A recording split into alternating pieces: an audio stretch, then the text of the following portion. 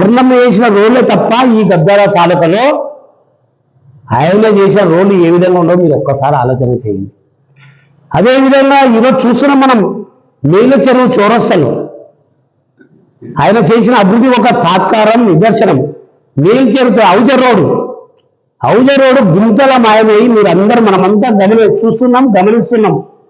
ఆ రోడ్డు కన్నా పోతే ముల్తకల్ మండల ప్రజలు చాలా మంది నాతో అంటారు, నేను ప్రతిసారి మీటింగ్ పోయినప్పుడు ఆ మీ గాన మా 9 నెలల కడుపుతోనే వచ్చిన నొప్పులతోనే వస్తే మీ పెద్ద హాస్పిటల్ కానీ మా ముల్తకల్ మండలం నుంచి వస్తే ఇంత మేల్చోరు గుంతలనే కానిపోతుంది అంటారు. మళ్ళీ ఆయన చేసిన అభివృద్ధి అదేనా? ఆ గుంతల అంటే కనపడడం లేదా ఈ రోడ్లు?